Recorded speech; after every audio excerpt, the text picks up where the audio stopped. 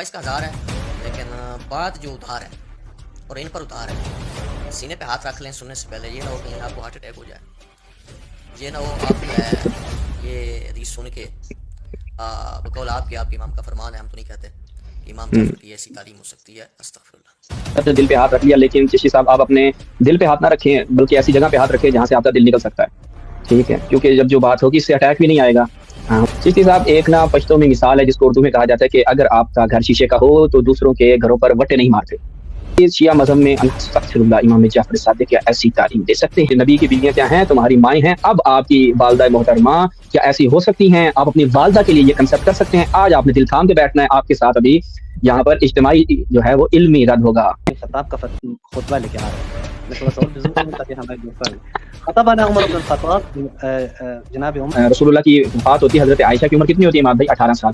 18 سال کی ایک رسول اللہ کی بیوی کے ہاں کبھی حمام بن حارث آ رہا ہے, کبھی فلان آ رہا ہے, کبھی ڈمسان آ رہا ہے, اور سب کو ایک ہی مسئلہ درپیش ہو رہا ہے کہ سب کو اسلام ہو جاتا ہے اور حضرت عائشہ کو تعلیمات دیتی ہیں. چلیں جی, بغیر کسی امام بھائی وقفے کے, بغیر کسی طوالت کے, بغیر کسی تمہید کے چلتے ہیں اس کلپ کو ملاحظہ فرمائیں جو کلپ ہمیں موصول ہوا. دیکھتے ہیں موصوف کیا بیان فرما رہے ہیں, انشاءاللہ اس کے بعد اس کا جواب آپ کی خدمت میں عرض کریں گے. جی کلپ چلایا جائے.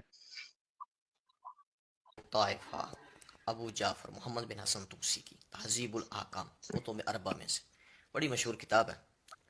اب اس کتاب کے صفحہ نمبر 1000 پر ایک حدیث آ رہی ہے, بڑی پیاری حدیث ہے ان کے لیے, اور صفحہ نمبر 1000 ہے اس کا, اور جو صفحہ اس کا 1000 ہے لیکن بات جو ادھار ہے اور ان پر ادھار ہے. سینے پہ ہاتھ رکھ لیں سننے سے پہلے. یہ نہ ہو کہیں آپ کو ہارٹ اٹیک ہو جائے. یہ نہ ہو آپ جو ہے یہ حدیث سن کے بقول آپ کے امام کا فرمان ہے, ہم تو نہیں کہتے کہ امام جعفر کی ایسی تعلیم ہو سکتی ہے. استغفر اللہ.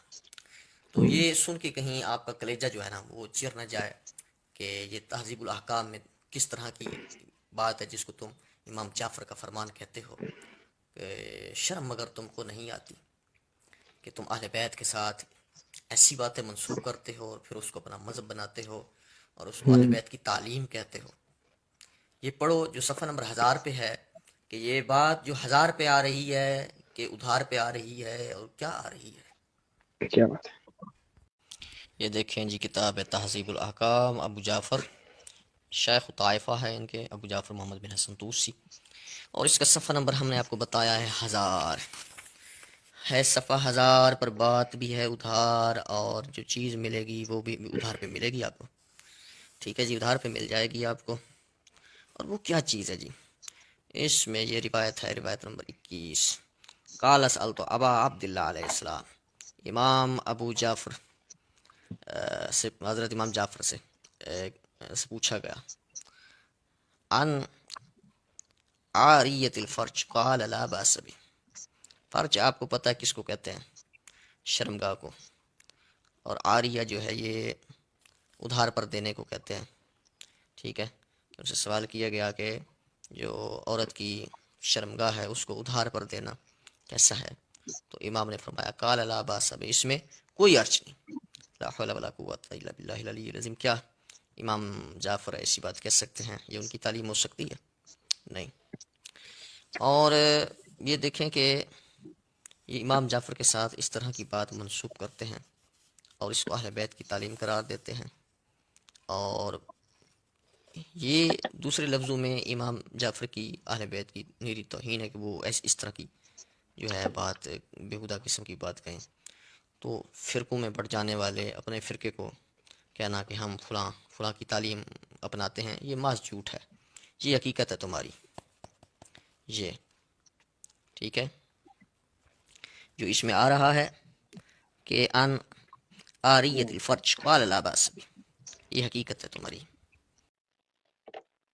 ٹھیک, ہاں ٹھیک ہے جی, ہماری حقیقت ہے, اور آپ نے اپنے اماد بھائی دل پہ ہاتھ رکھ لینا ہے. چلے ہم نے اپنے دل پہ ہاتھ رکھ لیا, لیکن چشتی صاحب آپ اپنے دل پہ ہاتھ نہ رکھیں بلکہ ایسی جگہ پہ ہاتھ رکھیں جہاں سے آپ کا دل نکل سکتا ہے. ٹھیک ہے, کیونکہ جب جو بات ہوگی اس سے اٹیک بھی نہیں آئے گا. ہمارا پروگرام جو ہے وہ فیملیز بھی دیکھ رہی ہوتی ہیں, اس لیے نہایت میں محتاط انداز سے چشتی صاحب آپ کی خدمت میں مطالب بیان کروں گا. اور چشتی صاحب سے چونکہ آگے ہمارے کچھ گفتگو ہونی ہے ولی عصر چینل پر, اس لیے میں کوئی ایسی بات نہیں کروں گا کہ جس سے چشتی صاحب ناراض بھی ہو جائیں. چشتی صاحب ایک نا پشتوں میں مثال ہے جس کو اردو میں کہا جاتا ہے کہ اگر آپ کا گھر شیشے کا ہو تو دوسروں کے گھروں پر وٹے نہیں مارتے. ٹھیک ہے, پشتوں میں ہے سی ماتا مثال کوئی یہ نہیں ہے, میں نے اپنی طرف سے ایڈجسٹ کیا ہے. پر کہہ دیا آپ نے, نہ ہو تو ہم بنا لیں گے. ہاں, تو جن کا اپنا گھر شیشے کا ہو وہ دوسروں کے گھروں پر وٹے نہیں مارتے. ابھی آپ نے کہا کہ ادھار حق چار یار. ٹھیک ہے, ابھی ہم آپ کو بتاتے ہیں کہ آپ کے ہاں کیا صورتحال ہے, اور جو آج آپ کے ساتھ ہونے والا ہے یہ انشاءاللہ آج دنیا دیکھے گی. اور آپ نے ہمیں, یہ تو میں شکریہ بھی ادا کروں گا نا, اس طرح کا موقع آپ ہمیں فراہم کرتے ہیں. یقین کریں ورنہ آپ کے مذہب کی حقیقت بیان کرنے کا ہمیں موقع بہت کم ملتا ہے. جب آپ جیسے پڑھے لکھے علماء آتے ہیں اور آ کر ہمیں موقع فراہم کرتے ہیں, ہماری کتابوں سے آدھی ادھوری عبارتیں پڑھ کر لوگوں کے ذہنوں میں یہ ڈالنے کی کوشش کرتے ہیں کہ جی شیعہ مذہب میں استغفر اللہ امام جعفر صادق کیا ایسی تعلیم دے سکتے ہیں. تو ابھی ہم آپ کو بتائیں گے کہ آپ کو تعلیم کیسی ملی ہے, آپ کے ہاں تعلیمات کا کیا معیار ہے. اور یہ صرف یقین کریں, یہ بھی ہم آپ کو ایک سمجھیں, آپ اس کو پیغام سمجھیں, جو بھی سمجھیں, کہ صرف اس وجہ سے کیونکہ لائیو پروگرام ہے, فیملیز بھی دیکھتی ہیں, وہ فتاوا کہ جو آپ کی نیندیں بھی حرام کر دیں گے, آپ کے جو قبروں میں پہنچ چکے ہیں ان کے لیے بھی وہ باعث عذاب بنیں گے, ہم وہ بیان نہیں کریں گے. ہم نہایت ادبی آپ کے فتاوا آپ کی خدمت میں رکھیں گے اور بتائیں گے کہ امام ابو حنیفہ کی کیا تعلیمات ہیں. اور حضرت عائشہ, آج حضرت عائشہ کی میں کچھ فضائل بھی آپ کی خدمت میں مجھے یاد آ گیا, بیان کروں گا. انشاءاللہ ہمارے ناظرین بھی دیکھیں گے کہ کیا رسول کی بیوی اس طرح سے ہو سکتی ہے, کیا رسول اللہ کی زوجہ جن کے لیے کہتے ہیں کہ النبی اولا بالمؤمنین من انفسہم وازواجہ امہاتہم, کہ ان کی نبی کی بیویاں کیا ہیں, تمہاری مائیں ہیں. اب آپ کی والدہ محترمہ کیا ایسی ہو سکتی ہیں, آپ اپنی والدہ کے لیے یہ کنسپٹ کر سکتے ہیں. آج آپ نے دل تھام کے بیٹھنا ہے, آپ کے ساتھ ابھی یہاں پر اجتماعی جو ہے وہ علمی رد ہوگا. اجتماعی آپ کچھ اور نہ سمجھیے گا, علمی رد ہوگا انشاءاللہ. چلتے ہیں جی, سب سے پہلے تو ہم حلی جواب دیں گے کہ یہ جو روایت پڑھ رہے تھے موصوف, یہی کتاب جو ان کے پاس ہے, سیم یہی کتاب بھائی بندہ حقیر کے پاس بھی ہے. یہ جو وہ کتاب دکھا رہے تھے سیم یہی نسخہ بندہ حقیر کے پاس بھی ہے. لیکن ہم چونکہ ناظرین بھی ہمارے ساتھ موجود ہیں تو اسکرین شیئر کرتے ہیں. کدھر ہے بھائی ہماری اسکرین؟ ہاں بھائی اسکرین, یہ کس کی اسکرین ہے؟ میری اسکرین تو نہیں ہے, یہ اماد بھائی کی اسکرین ہے. ہاں یہ میرے ایک لیپ ٹاپ منٹ, یہ میں نے ابھی اسکرین شیئر کا آپشن آن کیا نہیں ہے. پروڈیوسر بھائی ذرا ابھی رکیے گا, یہ آپ اسکرین شیئر کریں. اچھا جی, چلتے ہیں اماد بھائی. پہلے ناظرین آپ نے آج ملاحظہ کرنا ہے, آپ کو اہل سنت کا مذہب دکھاتے ہیں. اور آپ تعجب نہ کیا کریں اماد بھائی, آج میں اپنے ایک دوست سے بھی بات کر رہا تھا کہ یہ تعجب نہ کیا کریں کہ یہ لوگ کیسے اس طرح کی بڑی بھونڈی سی بات کر دیتے ہیں, اتنا بے تکا اعتراض کر دیتے ہیں. میں نے کہا امام سجاد علیہ السلام نے بیان فرمایا کہ الحمدللہ الذی جعل, کہ خدا کا شکر ہے کہ جعل اعداءنا, کہ جس نے ہمارے اعداء کو قرار دیا من الحمقاء, جس نے ہمارے اعداء ہمارے دشمنوں کو احمقوں میں سے قرار دیا ہے. تو دشمن اہل بیت جو ہوگا, جو اہل بیت کی تعلیمات سے دور ہوگا, وہ حتماً احمق ہوگا. اس لیے چاہے ان کا شیخ الحدیث ہو, چاہے ان کا ابن حجر زمان ہو, چاہے ان کا بخاری زمان ہو, اہل بیت سے دور ہے تو وہ احمق ہی شمار ہوگا. اور اگر وہ کوئی اس طرح سے بونگی مار دے اور وہ پھر پھڑا جائے تو آپ اس پہ تعجب نہ کیا کریں کہ یار اتنے بڑے عالم نے اتنی بڑی بونگی مار دی, تو تعجب کرنے کی ضرورت نہیں ہے. دشمن اہل بیت معصومین نے بیان فرمایا کہ وہ کیا ہے, احمق ہوگا. اچھا جی, چشتی صاحب کا تو میں نے ایک باقاعدہ سے فولڈر بھی تیار کیا ہے ان کی محبت میں. چشتی, یہاں ہم سرچ کر رہے ہیں چشتی, آ گیا چشتی. ہاں, یہ سب سے پہلے روایت آپ اپنی اسکرین پر دیکھیں جو بیان کر رہے تھے. اچھا, یہ کیا جی, کتب اربع تہذیب الاحکام, ابو جعفر محمد بن الحسن طوسی, جو وہ دکھا رہے تھے الجزء الخامس. ٹھیک ہے جی, تہذیب الاحکام. اس میں جب ہم جاتے ہیں, اصل میں یہاں پر نکاح کی مختلف اقسام بیان کی جا رہی ہیں. ٹھیک ہے, یعنی یہ باب جو باندھا گیا ہے صفحہ نمبر 998 پہ, صفحہ وہ کون سا دکھا رہے تھے, 1000, اور کہہ رہے تھے بات نہیں میں کروں گا ادھار. ٹھیک ہے, تو ہم آپ کو آج انشاءاللہ بتائیں گے کہ آپ جیسے کو لیے لکھا ہوتا ہے ادھار, بڑے شوق سے اپنا کیا لکھا ہوتا ہے دکانوں کے اوپر کہ یہ منہ ادھار لینے والا ہے نہیں, اور ہم نے ایسے منہ جو ہیں وہ حکومت نے پابندی لگا دی ہے جو اس منہ سے ادھار لینے آتے ہیں. اچھا, تو نکاح کی قسمیں بیان کی جا رہی ہیں کہ نکاح جو ہے وہ فرمایا کہ جو نکاح ہے اس میں 3 قسم کی, بے میراث کے ذریعے, ٹھیک ہے, اور نکاح بلا میراث یعنی نکاح دائم ہوتا ہے, نکاح غیر دائم ہوتا ہے, و نکاح بملک الیمین, وہ جو کنیزیں جو ہوتی ہیں جو آپ کی ملکیت میں آ جاتی ہیں وہ بھی ایک طرح کا نکاح. یہ 3 طرح کے نکاح جو ہیں وہ تصور کیے جاتے ہیں. اہل سنت یہاں بھی ہیں, انشاءاللہ وہ ہم آپ کی خدمت میں بیان کریں گے. اچھا, اب یہاں پہ صفحہ نمبر آپ کو دکھایا, آپ ڈنڈی مارتے ہیں, ہم ڈنڈی نہیں ماریں گے, سیاق و سباق سے بیان کریں گے. یہ آ گیا صفحہ نمبر 1000, اور روایت نمبر 9277. ٹھیک ہے جی، روایت آپ ملاحظہ فرمائیں. حسن تعار جو ہیں وہ کیا بیان فرماتے ہیں کہ قال سألت ابا عبداللہ علیہ الصلوۃ والسلام، کہ میں نے امام جعفر صادق علیہ السلام سے سوال کیا عن آریت الفرج، کہ آریہ جو معنی کر رہا تھا کہ ادھار، یعنی اگر کوئی شخص، اب ہم اس کا معنی بھی بیان کریں گے اس آریت الفرج کے بارے میں، یعنی فرج جو ہے وہ شرمگاہ جو ہے اس کو آریہ کے طور پر دینا، جو وہ ترجمے اس کا معنی کر رہے تھے ادھار، اس طرح سے دینا. قال لا باسا، تو اس میں کوئی حرج نہیں ہے. تو پہلی چیز یہ ہے کہ یہ عقد دائم، یعنی بیویوں کے حوالے سے بات نہیں ہو رہی، یہ ہو رہی ہے کنیزوں کے حوالے سے. ایک شخص کی کنیز ہو، اچھا وہ کنیز آپ کسی کے لیے حلال کر سکتے ہیں کہ آپ اس کنیز کو کسی کی ملکیت میں دے دیں، ہے آپ کی کنیز لیکن آپ اس کی استمتاع، اس سے لذت جو ہے وہ کسی اور کو کنورٹ کر دیں، آیا یہ جائز ہے یا نہیں ہے؟ تو اس کے بارے میں سوال ہو رہا ہے. تو امام نے فرمایا کہ کوئی حرج نہیں ہے. فَإِنْ كَانَ مِنْهُ وَلَدٌ، اور آگے خود وضاحت بھی ہو رہی ہے کہ اگر اس میں سے کوئی بچہ ہو جاتا ہے، یہ تھوڑا سا مزید زوم کر لیتے ہیں، اگر اس میں سے کوئی بچہ ہو جاتا ہے، فقال لصاحب الجاریہ، تو وہ صاحب جاریہ یعنی جو اس کنیز کا مالک ہے وہ بچہ اس کا ہوگا، الا ان یشترط علیہ، مگر یہ کہ شرط کر لی جائے. اس کو ہم تھوڑا سا یوں بیان کرتے ہیں کہ وہ شخص ملحق ہوگا، وہ بچہ کس کا ہوگا؟ جو پیدا ہوا ہے وہ اس کنیز کے شوہر کا، کہ جس کے لیے اس کو حلال کیا گیا ہے. اس کنیز کے مالک نے، سمجھنے کی تھوڑی سی ضرورت ہے، اس کنیز کے مالک نے اس کنیز کو ایک شخص کے لیے کیا کیا ہے؟ حلال کرا دیا ہے. اب بچہ پیدا ہو گیا تو وہ کہتے ہیں بچے کے اوپر آیا، چونکہ وہ کنیز تھی، آیا بچہ بھی جو ہے وہ اس کے اوپر غلامی اور جو بردگی ہے اس کے احکام آئیں گے. تو اس کی بات کی جا رہی ہے کہ اگر شرط لگا دی جائے کہ اگر بچہ دنیا میں آتا ہے تو وہ بردہ نہیں ہوگا، یعنی وہ غلام نہیں ہوگا، تو اس پر کیا ہے؟ آزادی کا حکم صادر ہوگا. تو یہ شرط اس کی یہاں پہ مفصل بات ہو رہی ہے. اب آ جائیں اماد بھائی کہ یہ عاریت الفرض، اس سے ہمارے علماء نے، ہمارے محدثین نے، اسی شیخ طوسی علیہ رحمہ نے کیا بیان کیا ہے. یہ ہم چلتے ہیں آپ کی خدمت میں. سب سے پہلے استفسار، یہ استفسار ہے اماد بھائی، استفسار ہمارے پاس یہاں پر موجود ہے. ناظرین کے لیے میں نے ٹائم نہیں تھا کہ صفحے بناؤں. یہ الاستفسار، ٹھیک ہے، الاستفسار یہ بھی کس کی ہے؟ شیخ طوسی علیہ رحمہ کی ہے. وہاں پر یہ روایت کو شیخ طوسی علیہ رحمہ، دیکھیں تحقیق اس لیے ہمارے جو ہے نا وہ اہل سنت جو برادران ہوتے ہیں وہ ایسے نیٹ کے اوپر، یہ آپ کو نا یہ جو مسئلہ ہے اماد بھائی آپ کو تعجب ہوگا، اسی مسئلے کا جواب 1000 سال پہلے سید مرتضیٰ نے اپنی کتاب الانتصار میں دیا تھا. یہ مسئلہ آج کا نہیں ہے. میں جب اس مسئلے کو سرچ کر رہا تھا، اس کے حوالے تحقیق کر رہا تھا، تو آیت اللہ باقر اروانی نے اپنے ایک درس خارج میں بیان کیا کہ یہ جو عاریت الفروج، شرمگاہ کو ادھار پر دینا، مومن توجہ کیجیے گا، نہایت آپ لوگوں کے لیے مفید معلومات ہیں کہ ہمارے علماء نے، سید مرتضیٰ علم الہدا رحمۃ اللہ علیہ نے، رحمہ اللہ تعالی علیہ، انہوں نے اس شبہے کا جواب 1000 سال پہلے دیا تھا. یہ وہی اپنے اسلاف کے چبائے ہوئے لقموں کو آج پھر لوگوں کے سامنے رکھ دیتے ہیں، اور ان کو تحقیق کی کبھی توفیق نہیں ہوتی، آ کے فقط چھرلی چھوڑنی ہوتی ہے اور بیچارے پھر پھڑے جاتے ہیں. اور ابھی ان کے گھر سے آپ انشاءاللہ یہ ساری چیزیں برآمد ہوں گی، جیسے بکری برآمد ہوئی تھی نا ان کے گھر سے، آج ان کے گھر سے یہ چیزیں برآمد ہوگی. الاستفسار شیخ طوسی علیہ رحمہ کی کتاب ہے، ٹھیک ہے.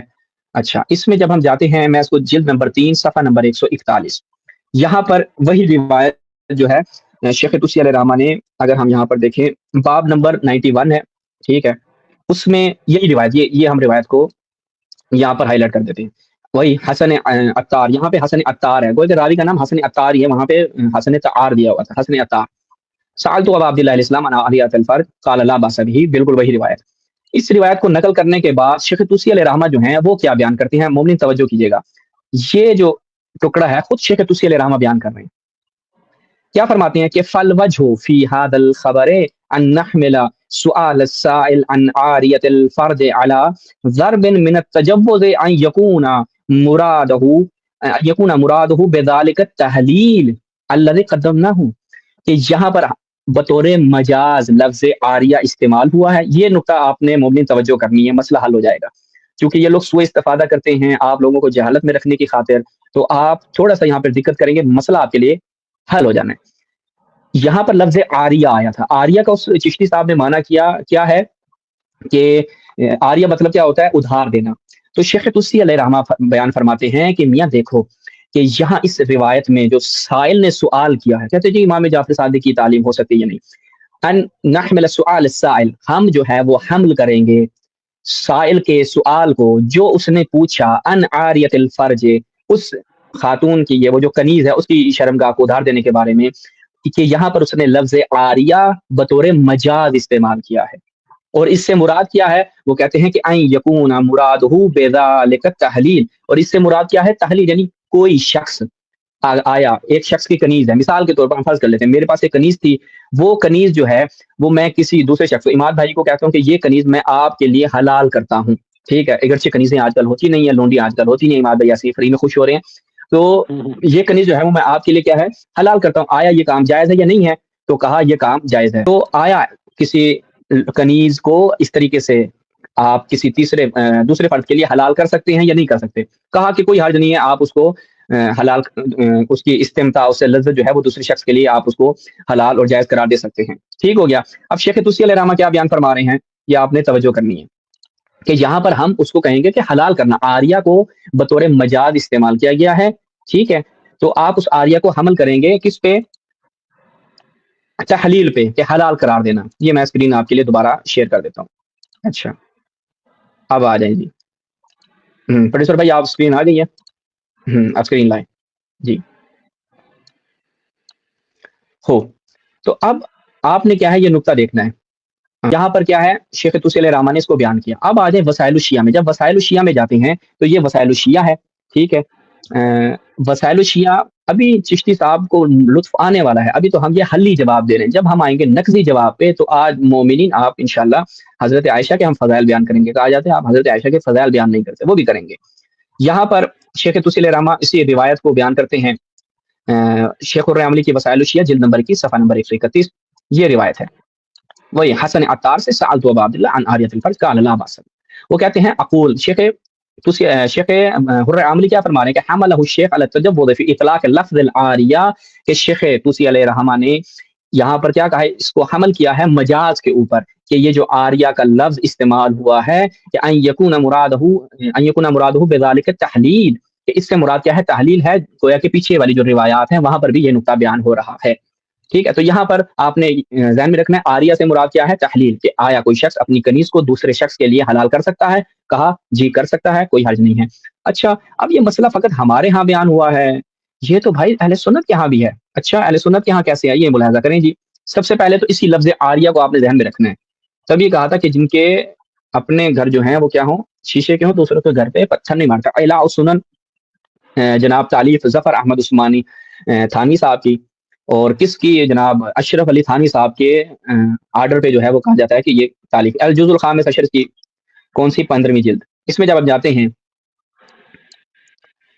وہ کہتے ہیں، یہ ملاحظہ کریں صفحہ نمبر میں آپ کی خدمت میں بیان کر دوں، صفحہ نمبر 399، یہاں پہ یہ عبارت نوٹ کریں، وقد اسرف فی ذلک لان اعارۃ الفروج لا تحل عند الجمہور، کہ شرمگاہ کو عاریتاً دینا جو ہے جائز نہیں ہے جمہور کے نزدیک۔ اچھا وشذ ابن عباس، لیکن ابن عباس یہاں پر کیا نظریہ رکھتے ہیں؟ عبداللہ ابن عباس کیا کہتے ہیں؟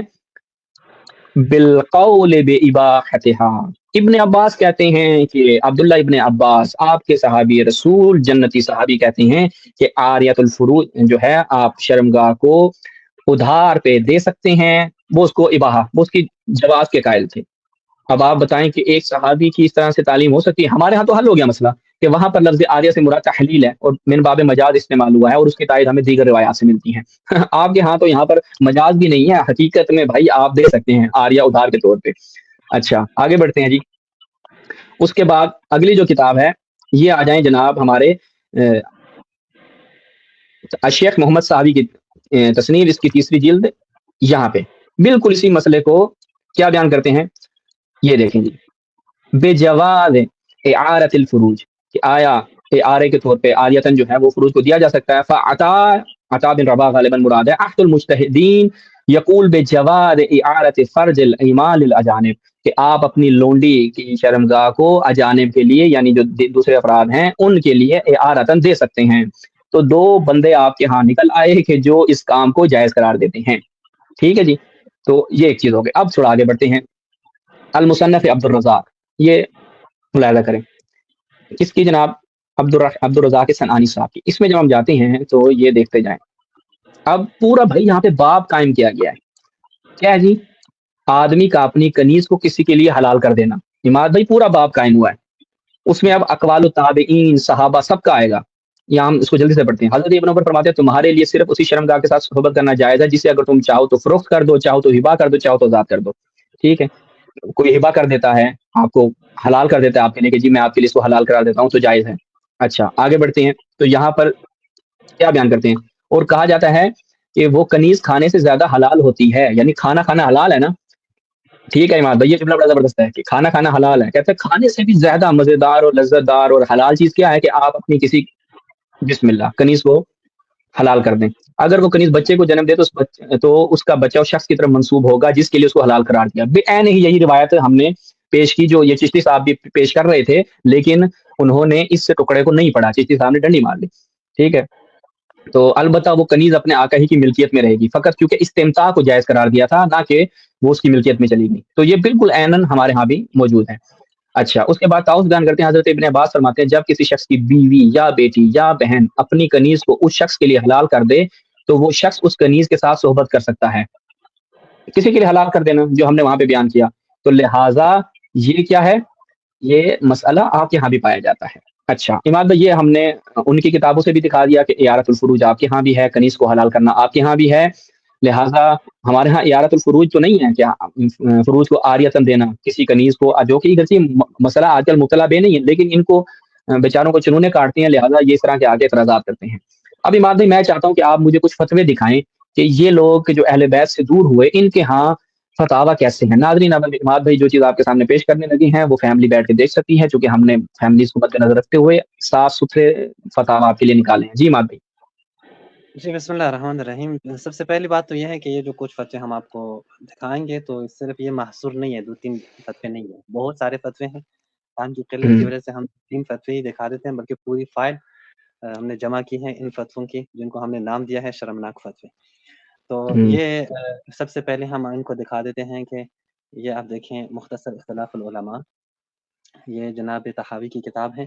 یہاں پہ جلد اول پہ صفحہ نمبر 261 پہ یہاں پہ آپ دیکھیں, یہاں پہ یہ کیا کہتے ہیں, فی نجاست موضع القدمین او السجود, یعنی جہاں پہ آپ نماز پڑھیں گے تو آپ کے قدموں یعنی آپ کے پاؤں کی جگہ اور آپ کے سجدے کی جگہ جہاں پہ آپ پیشانی رکھیں گے, ان جگہوں پہ اگر نجاست ہو اس کے بارے میں چشتی صاحب کے جو امام ہے امام اعظم امام ابو حنیفہ وہ کیا کہتے ہیں. امام ابو حنیفہ کہتے ہیں اذا کان فی موضع قدمیہ بول اکثر من قدر الدرہم, اگر قدمین کے پاؤں کے جگہ پہ اگر نجاست ہو یعنی پیشاب ہو لیکن درہم سے بھی زیادہ ہو, فصلاتہ فاسدہ, تو نماز باطل ہے.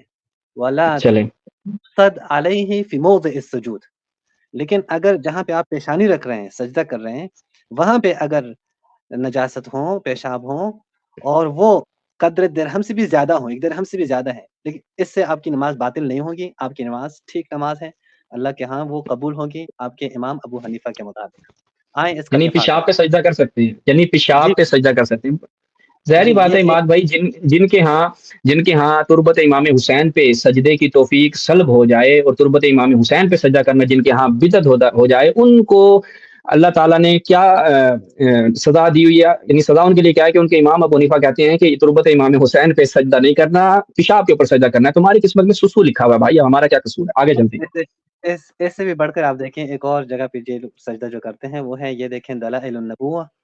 یہ دلائل اچھا النبوہ کیا ہے, یہ جناب بیہقی کی کتاب ہے, اس کے صفحہ ثانی پہ صفحہ نمبر 545 پہ آپ دیکھیں, یہاں پہ کہتے ہیں کہ جناب عمر بن خطاب کا خطبہ لے کے آ رہے ہیں.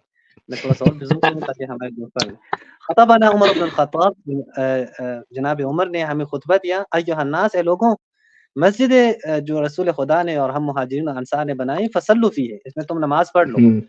فمن لم یجد منکم مکانا, جہاں اگر تم سجدے کی جگہ نہ پاؤ, رش ہو, تو کیا کریں, فلیسجد علی ظہر اخیہ, تو وہ اپنے جو بھائی کا یعنی آپ کے سامنے آپ کے آگے جو بندہ ہے اس کے ظہر پر, اس کے پیٹھ پر آپ سجدہ کر سکتے ہیں. اچھا اس کی تصویر بھی اگر پیٹھ ہم تو نہیں دکھا ہوتی, دیں, ہاں کیسی ہے, یہ تصویر دکھا دیں, یہ تصویر دیکھیں آپ. اچھا ہاں ہاں یہ پیٹھ تصویر تو آپ نہیں دیکھیں, ہے بھائی, یہ تو وہ جو مقام مقصود ہو گیا. جی اس پہ دونوں ہاتھ رکھیں اور سجدہ کر لیں. یہ تصویر بھی دیکھیں, ہاں اس کے ہاتھ اوپر کی عمل بھی ہو رہا ہے, ایسا نہیں ہے نہیں, کہ عمل نہیں. ہاتھ کے لیے جگہ بھی بنی ہوئی ہے نا, فطری طور پہ ہاتھ کے لیے جگہ بھی ہے, اور ان کے لیے مقام سجدہ بھی بنا ہوا ہے. کیا بات ہے بھائی. یہ تصویر بھی آپ دیکھیں، اس کے اوپر عمل بھی ہو رہا ہے، تصویریں اور بھی زیادہ ہیں، یعنی اس فتوی کے اوپر عمل بھی ہو رہا ہے، ایسا نہیں ہے کہ مگر عمل نہ یہ ہے کہ اس میں روایت میں اضافہ ہونا چاہیے تھا. اگر اس طریقے کی صورتحال ہو تو جو آپ کے آگے ہے اس سے پہلے پوچھا جائے آپ نے مولی جی جی آواز آپ کی کٹ گئی، یا شاہ جی آپ کی آواز کٹ گئی. میں نے کہا کہ اس سے پہلے پوچھنا چاہیے کہ جو آگے ہاں موجود ہے اس سے پوچھنا چاہیے کہ میاں رش بہت ہے، سجدہ میں نے ایک مقام پہ کرنا ہے، تم نے مولی کے پراٹھے تو نہیں کھا رکھے، کوئی گوبھی کے پراٹھے تو نہیں کھا رکھے. یہ اس سے پوچھنا ہے، روایت میں اضافہ ہونا چاہیے تھا. چلے مسئلہ نہیں ہے، آگے چلتے ہیں. چلے یہ دو فتوے، ایک فتویٰ اور بھی دکھاتا ہوں، اگرچہ اور بھی میں نے تیار کیا لیکن ایک فتویٰ دکھاتا ہوں، شاید وہ عماد بھائی انتظار کر رہے ہو نا. یہ ہے الحاوی الکبیر فی فقہ مذہب الامام الشافعی. یہ وہ تو ابو حنیفہ کے ہاں تھا نا، یہ ابھی شافعی کے ہاں آپ دیکھیں. یہ اچھا امام شافعی کے ہاں اس کتاب کے 13ویں جلد پہ صفحہ نمبر 222 پہ یہ کتاب شافعی کے اوپر ہے، لیکن یہاں پہ امام ابو حنیفہ کا قول بھی لے کے آئے. جو بندہ لواط کرتا ہے، لواط کے اوپر کہتے ہیں کہ امام ابو حنیفہ کہتے ہیں لا حد فی، اس پہ کوئی حد نہیں ہے، سزا نہیں ہے. ولا ولا یفسد به الحج ولا الصوم ولا یجب به الغسل. کہتے ہیں کہ جو لواط کرے اس کے اوپر نہ جو ہے اس کی لواط کی وجہ سے نہ حج باطل ہو جاتا ہے اگر حج کے دوران وہ لواط کرے، نہ ہی روزہ باطل ہو جاتا ہے اگر روزے کے دوران وہ لواط کرے، اور نہ ہی اس کے اوپر غسل واجب ہوتا ہے. الا ان ينزل فيغتسل، مگر یہ کہ منی خارج ہو جائیں تو پھر اس کے بعد اس کے اوپر غسل ہے. لواط سے غسل واجب نہیں ہوگا ان کے ہاں، امام ابو حنیفہ کے روزہ بھی باطل نہیں ہوتا. جی روزہ بھی باطل نہیں ہوتا. دیکھیں صاف صاف لکھا ہے لا یفسد. ابو بکر صاحب جو ابھی پکڑے گئے تھے تو وہ صحیح بات ہے، اس کا روزہ بھی ٹھیک ہے، روزہ بھی اس کا باطل نہیں ہوتا. اچھا صحیح وہی ہے. اور ان دو کو تعزیر کیا جائے گا. اب تعزیر کیا کیسے کہتے ہیں؟ بعض لوگ سمجھیں کہ تعزیر بہت بڑی سزا کا نام ہوگا.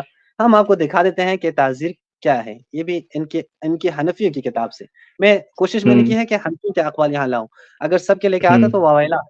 یہ فخر الدین زیلعی کی کتاب ہے تبیین حقائق شرح کنز الدقائق. یہ زیلعی حنفی کی کتاب ہے. ان کے بہت بڑے محدث بھی ہیں، بہت بڑے عالم ہیں.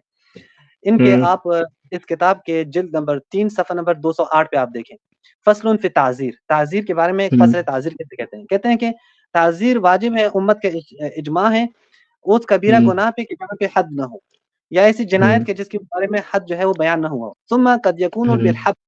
تعزیر آپ کسی کو پکڑ کے قید میں ڈال دیں، ایک یہ تعزیر اس کو کہتے ہیں. او یکون بالصفع، یا نہ کسی کو ایک تھپڑ ماریں. یعنی اگر کسی نے لواط کیا ہے تو تعزیر واجب ہے، تو آپ نے کیا ایک تھپڑ مار کے بس ٹھیک ہے. او بتحریک الاذان.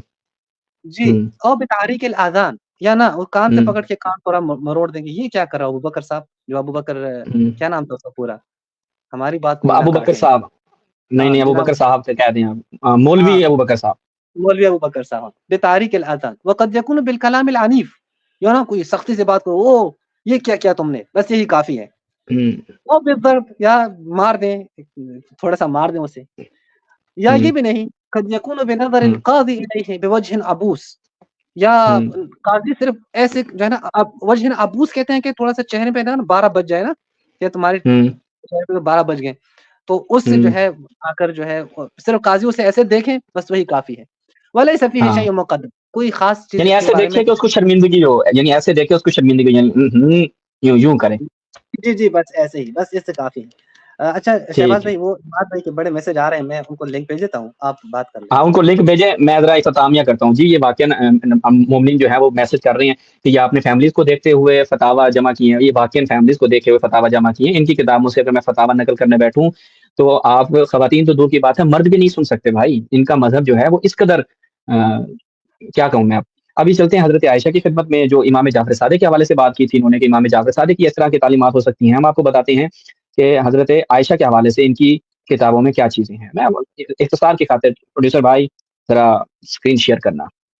یہ آ گئی حضرت عائشہ. اچھا ہاں بھائی آ جائیں آپ، چشتی صاحب ڈھونڈتے رہنا. کون سی ہے جی سب سے بہترین مسلم، یعنی صحیح مسلم. صحیح مسلم میں جب ہم جاتے ہیں تو یہاں پر ایک باب ہے، باب حکم المنی. ٹھیک ہے، منی کے حکم کا باب. اماد بھائی مجھے بتانا ہے کہ یہ چل کیا رہا ہے یہاں پہ صحیح مسلم میں، سین کیا چل رہا ہے، یہ آپ نے مجھے سمجھانا ہے. مجھے نہیں آتا سمجھ آئی تو یہ مولوی بھی سمجھائیں گے. یہ ایسا کیا ہوتا ہے بالآخر کیا ہوتا ہے کہ ایسا ہو جاتا ہے. علقمہ اور اسود سے روایت ہے کہ ایک آدمی حضرت عائشہ کے پاس ٹھہرا، یعنی آیا حضرت عائشہ کے پاس آیا اور وہیں پہ ٹھہر گیا حضرت عائشہ کے پاس. صبح کو وہ اپنا کپڑا دھو رہا تھا تو عائشہ نے فرمایا تیرے لیے کافی ہے کہ اگر تو نے کچھ دیکھا تھا تو اس کی جگہ کو دھو دیتا، اور اگر تو نے اسے نہیں دیکھا تو اس کے گرد پانی چھڑک دیتا. موضوع کیا ہے؟ حکم المنی، یعنی اس شخص نے حضرت عائشہ کے پاس رکا ہوا تھا، اس کو احتلام ہو گیا. ٹھیک ہے، اب کیوں ہوا، کیسے ہوا، یہ کیا ہوا، کیسے ہوا، ہمیں نہیں پتا کیسے ہوا، ہم کوئی وضاحت نہیں دیں گے اپنی طرف سے. سوال آپ کے اوپر چھوڑا، برادران اہل سنت پہ چھوڑا کہ ایک شخص حضرت عائشہ کے پاس آگے رکتا ہے اور اس کو احتلام ہو جاتا ہے، اور وہ کیسے ہوتا ہے، کیوں ہوتا ہے، وہ آپ بتائیں گے. اور حضرت عائشہ کہتی ہیں تیرے لیے کافی ہے. اب بڑی نا یہ اشاروں میں باتیں ہو رہی ہیں، جیسے اشاروں میں نہیں باتیں کی جاتی ایمان بھائی، کہ تیرے لیے کافی ہے اگر تو نے کچھ دیکھا تھا، اگر تو نے کچھ دیکھا تھا تو اس کی جگہ کو دھو دیتا، اگر تو نے اسے نہیں دیکھا تو اس کے ارد گرد تک پانی چھڑک دیتا. اچھا، اب تھوڑا سا اگلی روایت کی طرف چلتے ہیں. روایت پھر اگلی جو اسی باب میں جب آتی ہے تو یہاں پر کہتا ہے کہ عبداللہ بن شہاب خولانی بیان کر رہا ہے روایت کہ میں حضرت عائشہ کا مہمان تھا. عبداللہ بن شہاب خولانی حضرت عائشہ کا مہمان تھا. مجھے اپنے دونوں کپڑوں میں اطلام ہو گیا، یعنی پہلے وہ بندہ گیا اس کو بھی اطلام ہو گیا، اب ایک اور بندہ آیا اس کو بھی اطلام ہو رہا ہے. تقریباً 5 بندے تو میں نکال کے لائے ہوں آج، لیکن ہم 2 ہی بیان کریں گے کیونکہ مہمان ہمارے ساتھ ہیں، تو یہ 2 بھی کافی ہیں حیا والے کو. تو حضرت عائشہ کے پاس آ کے رکتا ہے، ٹھیک ہے، اور اس کو اطلام ہو جاتا ہے. اس پچھلے کو بھی ہوا تو اس کو بھی ہو گیا. تو میں نے وہ دونوں پانی میں ڈبو دیے. مجھے حضرت عائشہ کی ایک کنیز نے دیکھ لیا اور انہیں بتا دیا جا کے. حضرت عائشہ کو جا کے وہ کنیز بتا دیتی ہے کہ وہ تو وہاں پہ نا دھو رہا ہے. تو انہوں نے میری طرف پیغام بھجوایا اور فرمایا تم نے اپنے دونوں کپڑوں کے ساتھ ایسا کیوں کیا؟ میں نے کہا میں نے نیند میں وہ دیکھا جو سونے والا اپنی نیند میں دیکھتا ہے. میں نے اپنی نیند میں وہ دیکھا جو سونے والا اپنی نیند میں دیکھتا ہے. انہوں نے پوچھا کیا تمہیں ان دونوں کپڑوں میں، اب حضرت عائشہ اس کو تعلیم فرما رہی ہیں، ٹھیک ہے، گویا کہ کنیز کے ذریعے پیغام بھجوایا. لیکن سوال یہاں پہ ہے، خیر آگے وہ تعلیم ہے. سوال ہمارا نہایت ہی معصومانہ سوال یہ ہے، یہ ایسا کیا ہوتا تھا؟ ابھی میں کہہ رہا ہوں نا کہ ابھی تو یہ صحیح سنن ابی داؤد، اس کو اشارتاً بیان کر دیتا ہوں.